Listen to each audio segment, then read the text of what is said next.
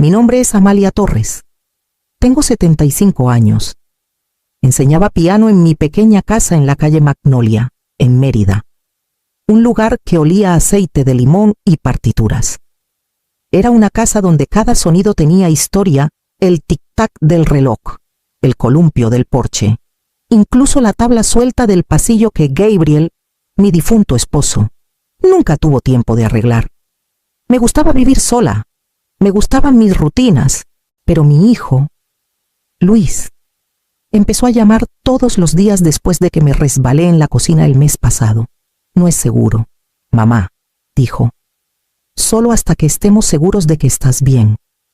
Esa mañana, llegó con café y esa sonrisa suya que siempre me ablandaba. Conducimos por Mérida bajo un sol pálido de invierno, pasando por los flamboyanes y las casas viejas que se inclinan hacia el río.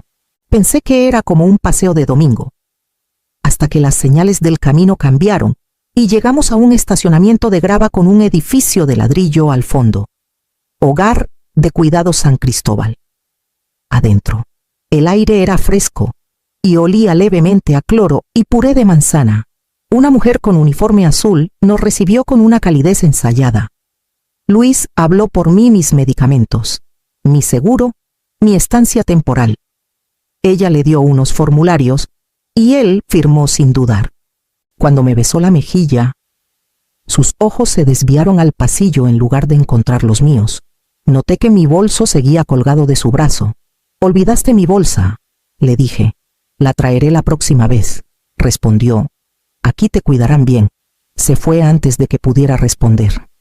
Una enfermera llamada Rosa me llevó por un corredor pintado con flores que no parecían reales. Me mostró una habitación pequeña, con una cama individual, un tocador y una ventana que daba al estacionamiento. Mis manos se sentían vacías. Cuando pedí mi teléfono, ella sonrió con amabilidad. «Es mejor que lo guardemos por seguridad, señora Torres». Más tarde, trajo un portapapeles para confirmar mis datos. Eché un vistazo a la hoja. Mi dirección había cambiado: residente, Hogar de Cuidados San Cristóbal, Mérida, Yucatán, por mucho tiempo. Miré esas palabras, como si leerlas pudiera hacerlas falsas.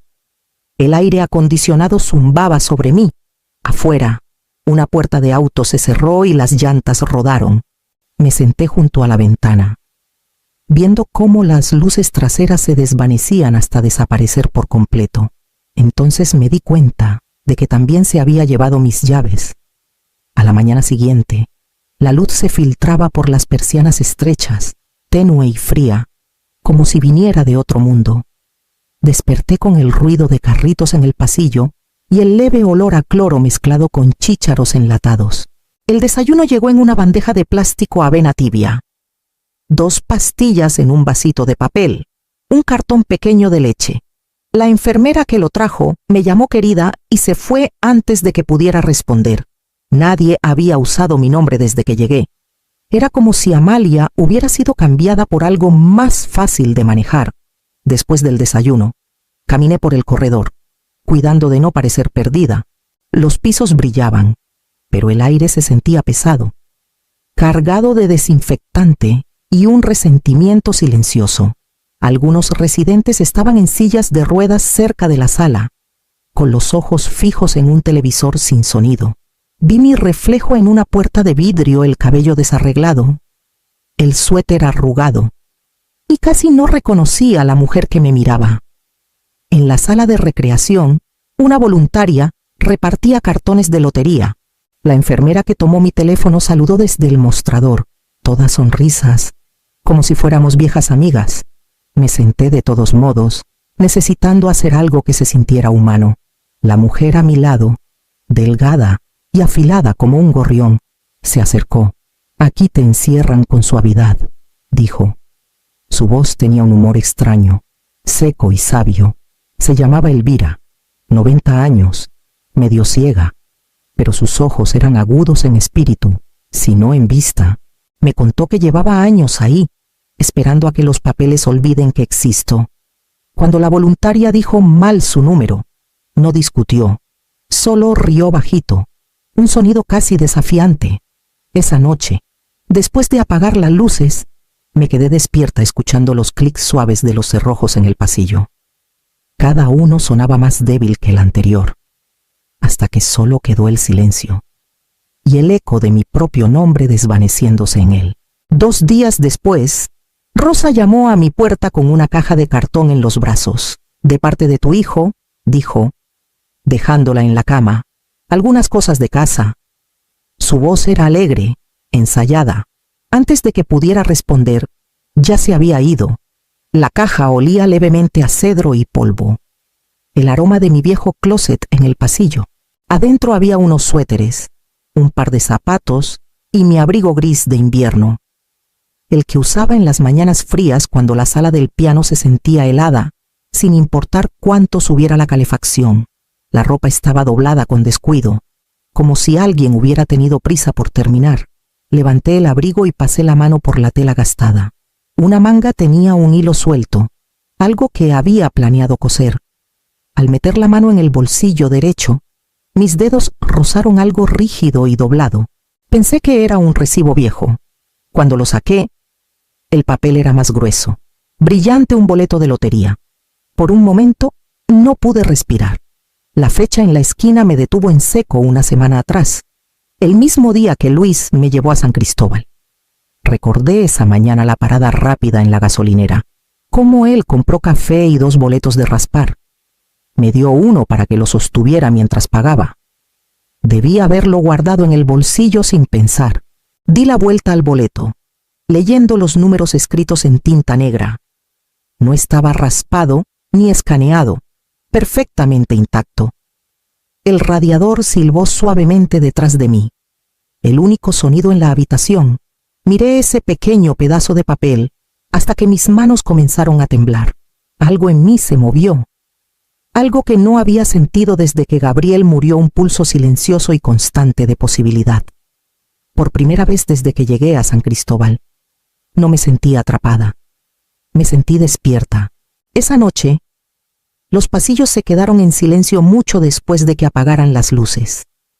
Esperé hasta que los pasos suaves de la enfermera de turno se desvanecieron antes de salir de la cama. El piso estaba frío bajo mis pies.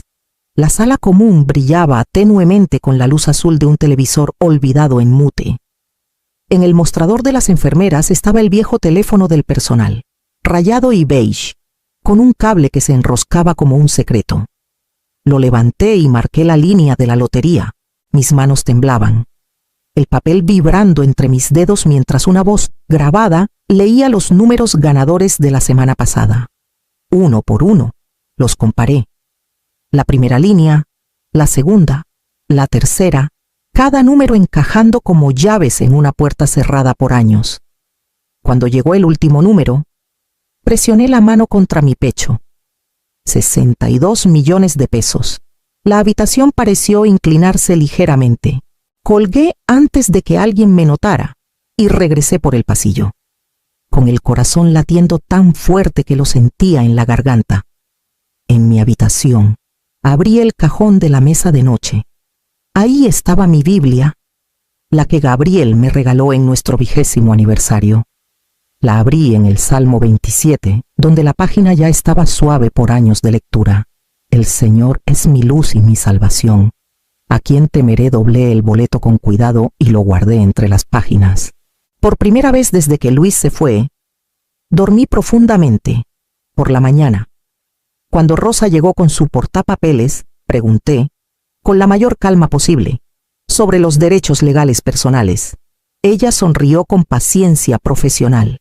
«Oh, tu hijo se encarga de todo eso, señora Torres. No te preocupes». Le devolví la sonrisa pequeña, tranquila, deliberada. La clase de sonrisa que das cuando sabes algo que nadie más sabe. Los siguientes 3 días pasaron en una calma extraña. Mantuve la voz suave, el rostro amable, como esperan de las mujeres de mi edad. Pero por las noches me quedaba despierta, con la Biblia abierta en mi regazo, el boleto escondido como un latido entre las páginas.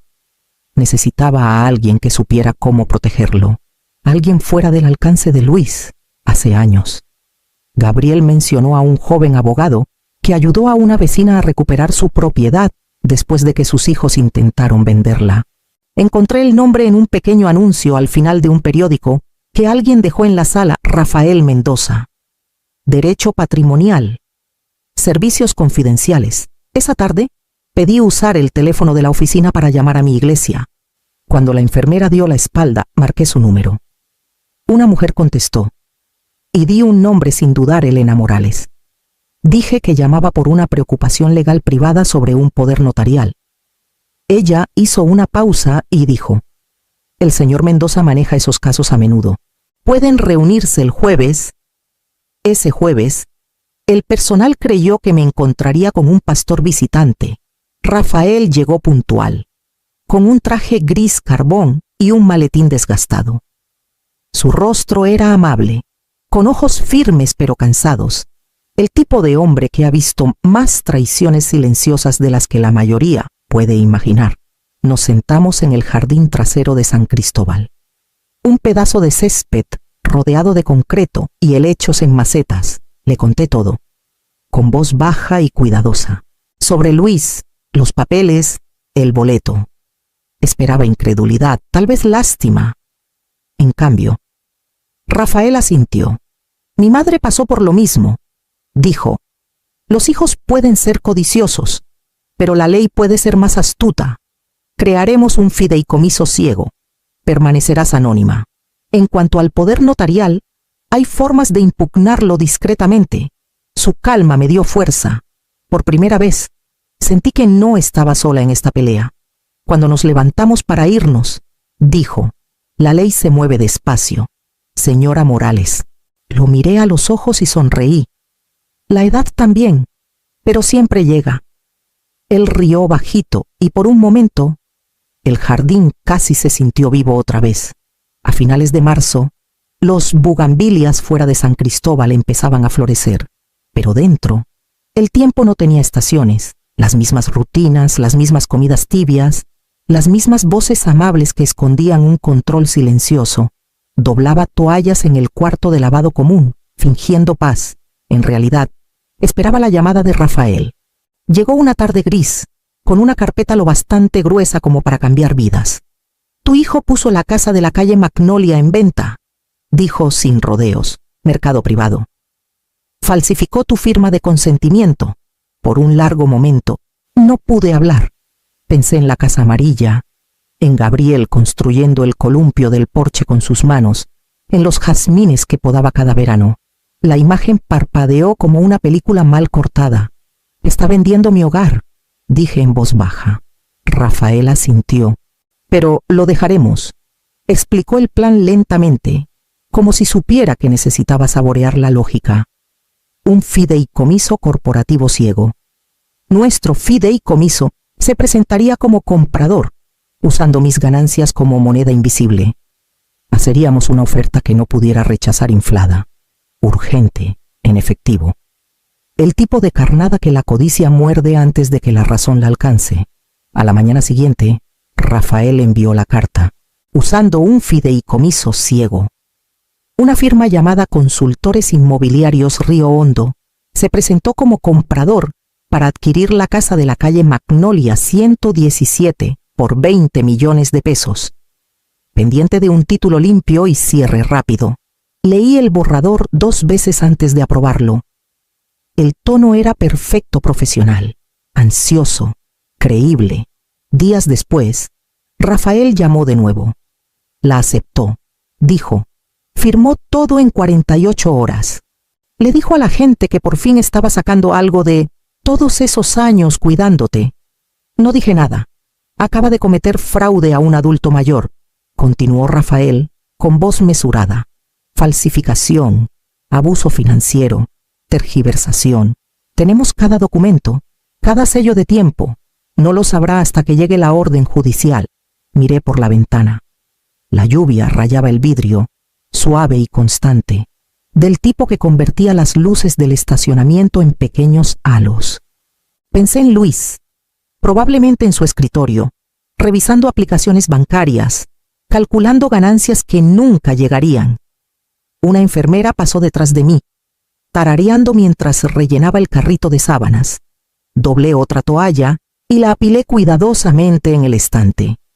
El algodón estaba caliente, recién salido de la secadora, pero mis manos estaban frías, afuera. El trueno retumbó a lo lejos. Por primera vez, no sonó como advertencia. Sonó como la justicia acercándose con pasos lentos y pesados. Doblé la última toalla.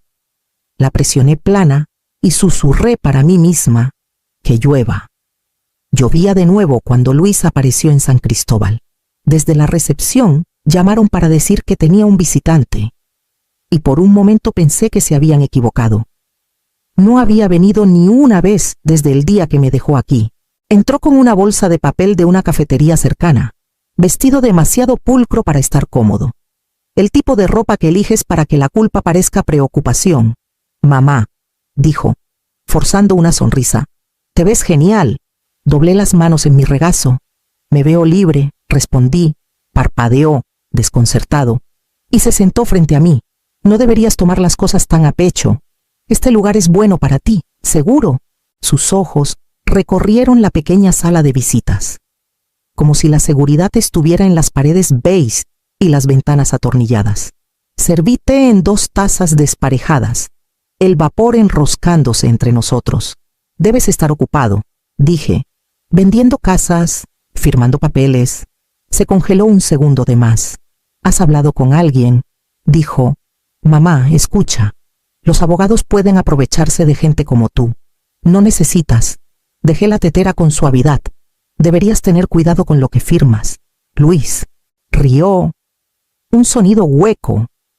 «Solo digo, no todos tienen tu bienestar en el corazón, ¿cierto?», dije.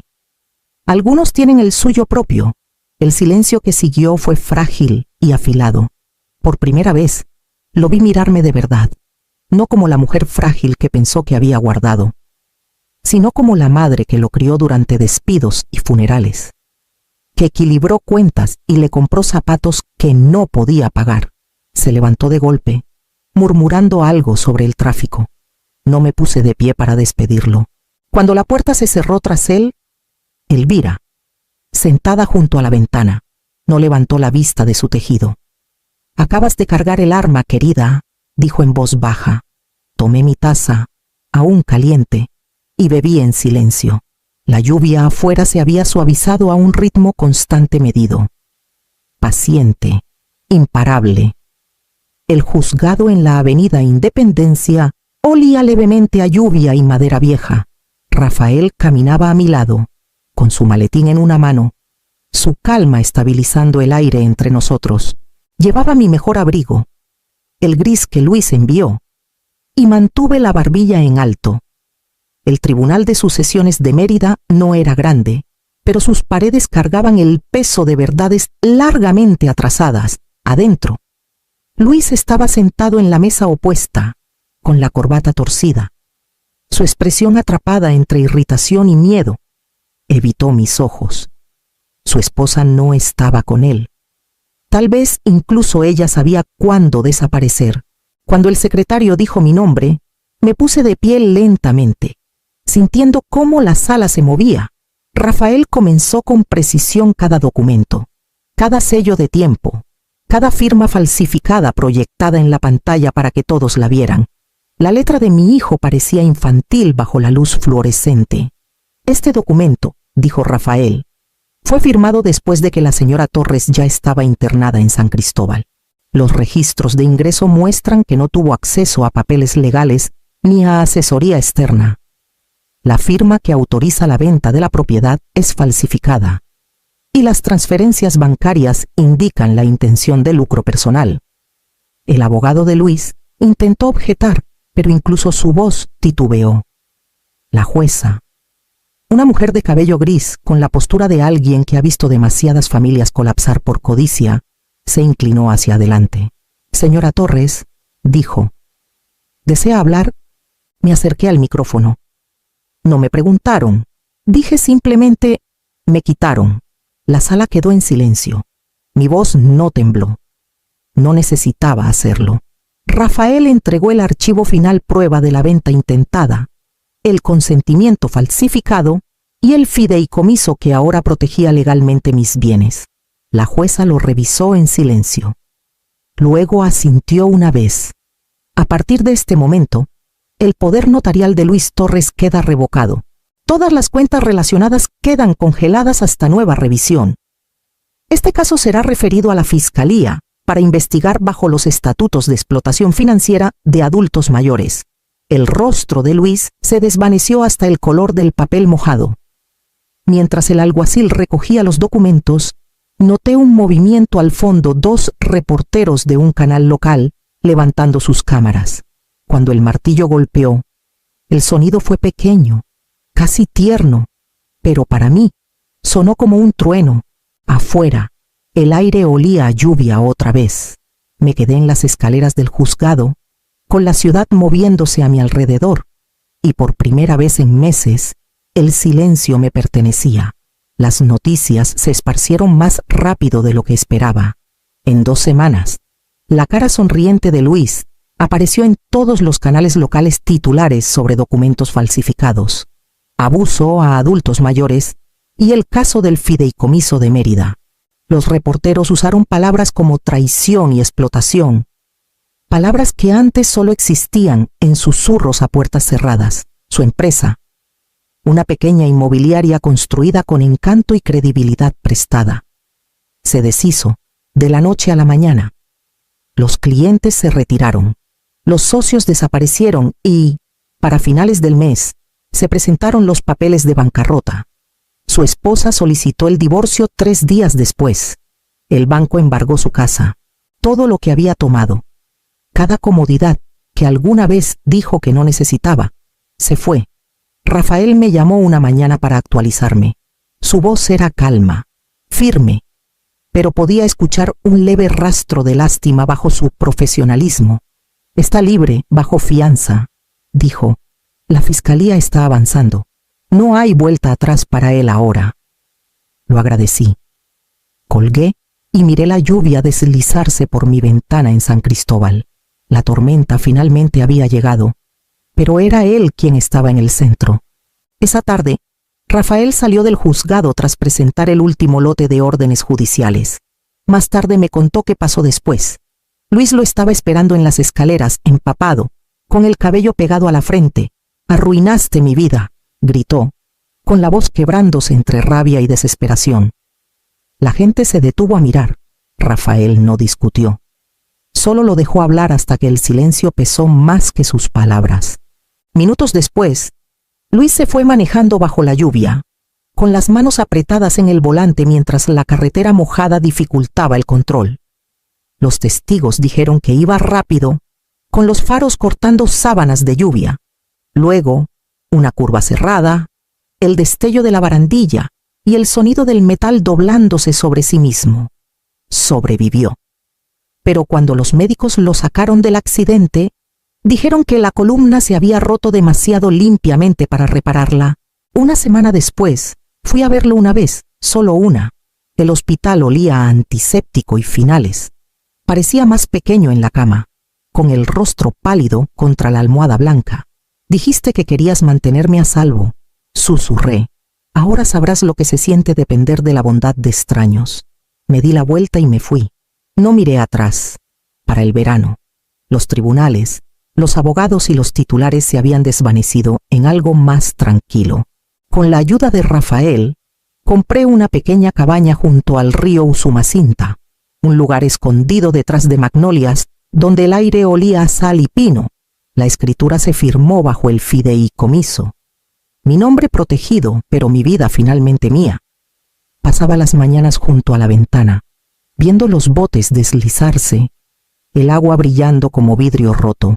Parte del dinero fue a un fondo de ayuda legal para adultos mayores que habían sido engañados, silenciados o borrados, como casi me pasó a mí.